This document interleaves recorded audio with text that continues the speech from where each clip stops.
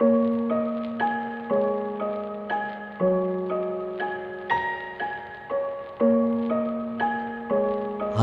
කතා Stories of the Hearts.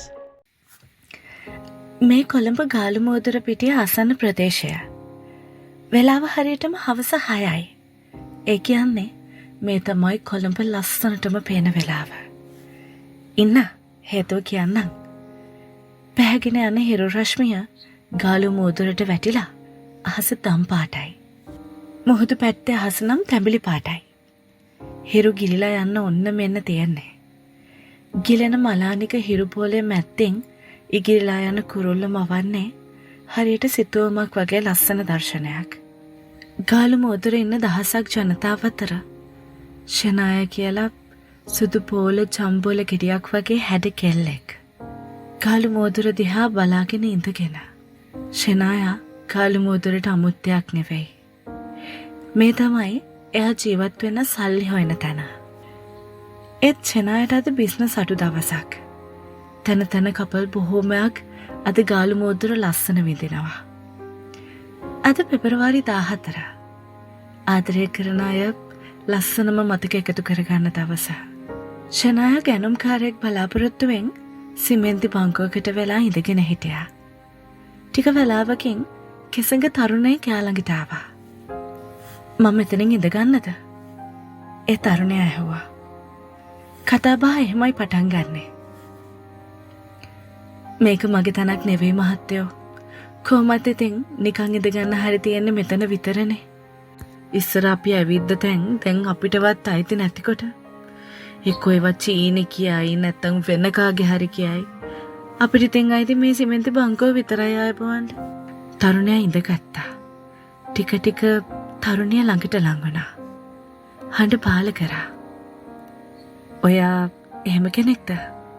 තරුණිය ෂනාය බැලුවා මේ තරුණයා අභීත දිහා නිකන් තරහින් වගේ. තමුසේ අහන්නේ මම බඩුවක් කියලාද? ඔව් මම බඩුවක් තමයි. මොකද කියන්නේ? අයි මාව ඕන වෙලාද වට යන්නේ? ෂනාය ඇහුවා. තරුණයා hina වෙලා කකුලක් මත කකුලක් දාගෙන ඉවත බලාගෙන හිටියා. නෑ මට ඔයව බඳින්න ඕනේ. එකපාරම තරුණයා කිව්වා. ෂනාය බකස් ගාලා hina වුණා. අනේ මහත්තයෝ පවුනදී යනවද? ඇයි? මං ඇත්තටම කිව්වේ. මට ඔයව බඳින්න ඕනේ. ඇත්තමයි. මේ මාව? අනේ වීලුවක් වෙන්න එපා මහත්තයා. ගාන 2000යි. ලව් සීන් ඉස්සරහ දැම්මට ගාන අඩුවක් වෙන්නේ නැහැ. කියලා තරහින් කිව්වා. ඒත් අපි hina වෙනවා. 2000යි? ලාභයි ඒ ගාන. ලාභයි? ෂනාය පුදුමනා. ලාභයි කියන්නේ ඔයා වගේ ලස්සන කෙල්ලෙක් ඒ වගේ ගානකට ඇත්තටම ලාභයි. ෂනාය ගැඹුරු හුස්මක් ගත්තා. මං කැමැත්තෙන් හැම එකටම පළල් කරන රස්සාව කරන්නේ නැහැ මහත්තයෝ. මගේ මිනිහා මාව විකුණලා කුඩු ගහනවා. ඌට ඇඟ විකුණලා දොළපිදිනිය ගිහින් දුන්න නැත්තම් මට විසුමක් වෙන්නේ නැහැ. ඒ නිසා අතල් ගන්න වෙලාවක් නැහැ. යනවා නම් යමු. ෂනාය සැරෙන් කිව්වා. අපි පර්ස් එක එළියට ගත්තා. ඒකෙන් රුපියල් 2000ක් එළියට ගත්තා. ඒක ෂනාය දිහාවට දික් කරා. මේයි? ෂනාය පුදුමෙන් ඇහුවා. ඔයාගේ ගාන 2000යි කිව්වේ? ගන්න මේක. අබී සල්ලි ෂනාය දිහාවට දික් කරා. ෂනාය සල්ලි ප්‍රතික්ෂේප කරනවා. ඊ අච්චේ මං වැඩකට කලින් සල්ලි ගන්නෑ. වැඩ හොඳයි නම් විතරක් සල්ලි දෙන්න. ෂනාය කිව්වා. හේ කියන්නේ පළපුරුදු කාර්යයක්. මේකයි වැඩේ. මට ඕනේ ඔයා එක ටිකක් කතා කර කර ඉන්න. ඒකට මං ගෙවන්නම්. ෂනායගේ පපුව වේගෙන් ගැහෙන්න ගත්තා. මුහුදේ රළ හඬ පරයා ඒ හඬ ඇහුණා. මොහොතකට ඒ හිතත් හැඟීම් ගනුදෙනුව ළඟ අතරමං වුණා. ඒත් එකපාරටම පියවි සිහියට ආවා. කැඹුරු හුස්මක් ගත්තා. පුරුම අවපාන හිනාවකින් මූණ සරසවා ගත්තා. ඇයි මහත්තයට වැලන්ටයින් සමරන්න හිතුනද මාත් එක්ක? ෂෙනාය අවසානයේ ඇහුවා. නම මොකද්ද? එකපාරටම අපි ඇහුවා. මගේද? ෂෙනාය කෙල්ල කිව්වා. මං අහන්නේ ඇත්ත නම. ෂෙනාය තවත් ගැඹුරු හුස්මක් ගත්තා. ඔයා එක්ක බෑනේ. හරියට නිකන් මාව ඉන්ටර්වයුව කරනවා වගේනේ. සල්ලි දෙන්න ඉන්ටර්වයුව කරන්නද නපුරු? ආ? ෂෙනාය සිනාසෙමින් ඇහුවා. කියන්නකෝ නම මොකද්ද? ආයෙත් අපි ඇහුවා. මදුෂානි කුමාරි. එතකොට ගම? මින්නේරිය. ඇත්තටම මදු මීට කලින් වැලන්ටයින් සමරලා නැද්ද? මං අහන්නේ කාත් එක්කවත්? අපි ඇහුවා. මදු දිග හුස්මක් ගත්තා. වැලන්ටයින්. ඒ නමටත් මදු වෛර කරනවා දැන්. ඔය දවස මතක් කරන්නවත් එපා මහත්තයා. මගේ නම අබි. ඔයා මට අබි කියලා කතා කරන්න. එහෙම හරි නෑනේ මහත්තයා. අයියෝ දරුවෝ මං කියන දේ අහලා මට අබි කියන්න. ආයෙත් අපි පුංචි ඉල්ලීමක් කරා. ඉතින් කියන්න කවදාවත්ම වැලන්ටයින් සමරලා නැද්ද? අබි ආයෙත් ඇහුවා. දන්නවද අයියේ? මදු නිරායාසයෙන් අබිට ලෙන්ගත වුණා. මගේ මනුස්සයාගේ නම තාරක. මිනිහව මට හම්බුනේ අහම්බෙන්. මං ආවේ ගාමන්ට් එකක රස්සාවට.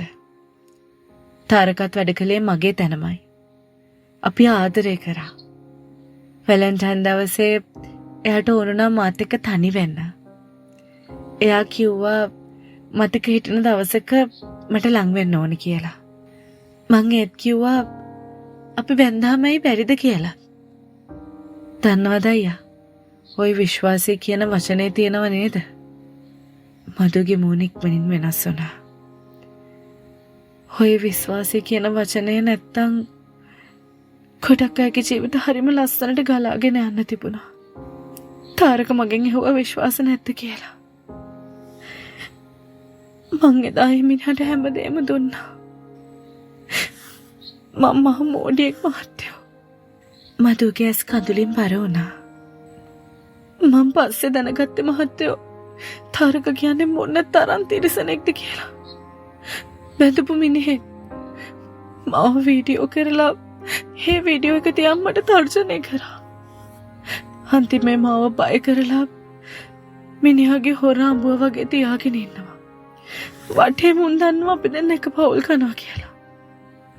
මට දැන් හිත හදන් ඒ මිනිහගෙන් ගැලවෙන්නත් බෑ. අනේ මන්ද මහත්තයෝ. මම පුදුම විදියට අසරණ වෙලා. වේදනාවෙන් මදුව එහෙම කිව්වා. ඉතින් ඔයාලට පුළුවන් පැනලා යන්න. ගමට යන්න? අපි ඇහුවා. මදු hina වෙනවා.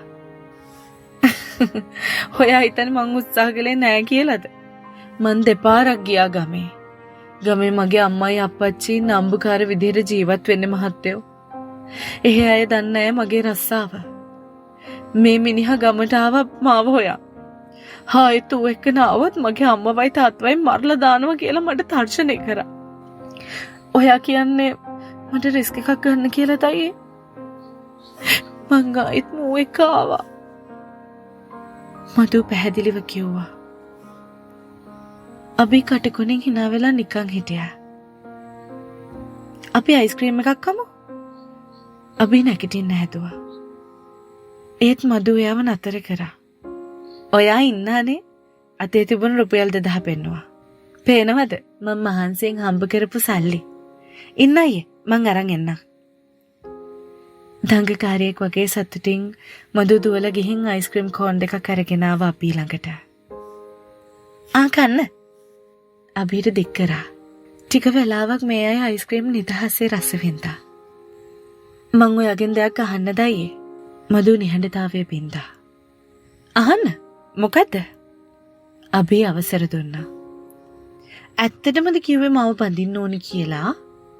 මං කියන්නේ විහිළුවක් නේක? අපි hina වුණා. හැයි ඔයාට හිතනද මං ඔයාව කසාද බඳී කියලා? අපෝ නෑ. මදු ලැජ්ජාවෙන් ඇඹරෙනවා. මං එක නිකන් ඇහුවේ. රහයි නේද අයිස්ක්‍රීම් එක?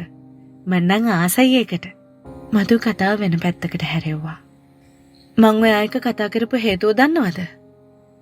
අභි අහද්දී මදු පුදුම වෙලා අභි දිහා බලනවා. නෑ ඇත්තටම ඇයි? මදු ඇහුවා. අභි ෆෝන් එක අතට අරගෙන ඇඟිලි තුඩු තිරය හරහා වේගයෙන් යවනවා. එක තැනක නතර වුණා. මදු දිහා බැලුවා. මට කියන්න ඇයි ඔයා ෂනාය කියන නම පාවිච්චි කළේ? මදු තිගැස්සුණා. මං ඒ නමට ආසයි. ඒකයි. මදු අපි ටිකක් තරහෙන් ඇහුවා. මං ඇහුවේ ඇත්තම හේතුව. මදුගේ ඇස ආයෙත් කඳුලින් බර වුණා. ඒ මගේ හොඳම යාළුවාගේ නම. මීට අවුරුදු 2කට විතර කලින් මදු එහෙම කියාගෙන යද්දී අපි කතාව සම්පූර්ණ කරා. ඇක්සිඩන්ට් එකකින් එයා නැති වුණා. එහෙම නේද? දැන් නම් මදු හොඳටම බය වෙලා. ඇස්කිරි දෙක ලොකු කරලා අපි දිහා බැලුවා. ටිකක් ඉන්න. මදු අත නරලේ තියාගත්තා. අපි තයියා. අනේ ඔයාව අඳුර ගන්න බැරි වුණා ඇත්තමයි. කවද්ද ලංකාවට ආවේ? මදු එයාව අඳුනගත්තා. දැන් සතියක් විතර නංගි. අහම්බෙන් ඔයාව දැක්කේ. ඒත් දැන් ඔයා එක්ක කතා කරාට පස්සේ නම් මට ඇත්තටම හිතුණා ඔයාව බඳින්න. අභි කිව්වා. අනේ යන්න. මදු hina වෙමින් කතා කරා. අපිට කොහෙන්දයි එහෙම වාසනාවක්. හැත්තමයි ෂනාය හරිම ලකි. ඔයා වගේ කොල්ලෙක් හම්බ වෙන්න. හේත් ඒකේ අපිටත් කලින් අපිව දාලා කියානේ. තාමත් මතක් වෙනවා අයියේ ආව ඇත්තමයි. මදු තවත් වේදනාවෙන් කිව්වා. ඇත්තටම නංගි මං අහන්නේ ඇයි අපිට බැරි අලුත් ජීවිතයක් පටන් ගන්න? මං දන්නවා. ඔයාගේ අතීතේ නම් පට්ට චාටර්. මිනිස්සු මට hina වෙයි ඔයාව කරගැහුවක් ගොනෙක් වගේ කියලා. ඒත් මං කල්පනා කළේ මෙච්චරයි. ෂනාය නැති වුණාට පස්සේ මේ තරම් කාලයක් කල්පනා කළේ මගේ ජීවිතය මොන පැත්තකට කැරකේද කියලා. මං කියන්නේ හැමදාම තනියෙන් ඉන්නවද නැත්නම් ආයෙත් ආදරය කරනවද මං තව කෙනෙක්ව බඳිනවද? මේ හැමදේම මං කාලයක් තිස්සේ කල්පනා කරා. කතාව අතර අපි මදුගේ අතින් අල්ලගත්තා. මදු මන් දන්නේ මන් දැන් මේ ගන්න තීරණය හරිද වැරදිද කියලා. ඒත් මං කැමතියි ඔයාව මගේ ළඟට ගන්න. අඩුම ගානේ ෂනාය සතුටු වෙයි. එයාගේ හොඳම යාළුවට මං උදව් කරා හරි කියලා. ඔයා මොකද කියන්නේ? මදුට කිසි දෙයක් හිතා ගන්න බෑ. එතකොට අයියේ තාරක එයාට මොකද කරන්නේ? මදු දෙගිඩියාවෙන් ඇහුවා. ඒ ගැන මම බලා ගන්නම්.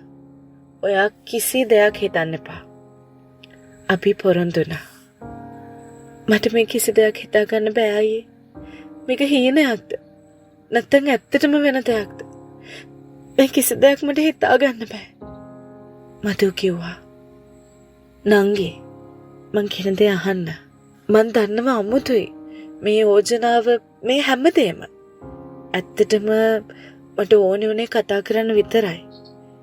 ඒත් ඔයා මං කවුද කියලා නොදැන ඇත්ත කියද්දි මට ඒක අනේ මන්ද මගේ පපුවටම දැනුණා. ඒකයි මං කෙලින්ම ඇහුවේ. ඒත් අයියේ මදු බාධා කරා.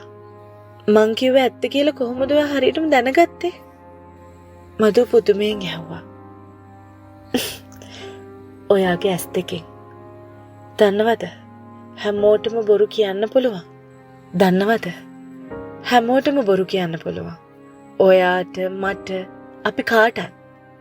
ඒත් වචන වලට බොරු කරන්න පුළුවන් වුණාට ඇස්වලට බෑ බොරු කරන්න. ඔයා කතා කරද්දී ඇස් මහා අස්සරණ විදිහට හැඟුම්බර වුණා. ඉතින් මං හදවතින් විශ්වාස කරා තාමත් මනුස්සකම කියන දේ මැරිලා නෑ කියලා. අභි කිව්වා. මදු hina වුණා. අපි දිහා බැලුවා. ඉතින් මදු ඇහුවා. ඉතින් අපි දුක් විඳ ඇති නේද? අභි මදුගේ කරට අතක් දාගත්තා. මදුත් මොනවත් කිව්වේ නෑ. වෙනද නම් මදුට පිරිමි ස්පර්ශය අමුතු හැඟීමක් අරන් ආවා. දැන් ඔයා යමු මාත් එක්ක. අවසානයේ අභි කිව්වා. අභි කොහොමද දැන් තනි වෙලා. අම්මත් නැහැ. තාත්තත් පුංචි කාලෙදිම නැති වුණා. පවුල එක්කම දරුවා. ඉතින් අභි ගත්ත තීරණයට නැහැදෑයොත් සතුටු වේවි. ඉතින් වැලන්ටයින් කියන්නේ හරි අරුම පුදුම දවසක්. මధు ජීවිතේ වරද්දගත්තෙත් වැලන්ටයින් දවසක. අද ජීවිතේට දෙවැනි අවස්ථාවක් ලැබුණේ වැලන්ටයින් දවසක. ඉතින් වැලන්ටයින් කියන්නේ අරුම පුදුම දවසක් නෙවෙයිද?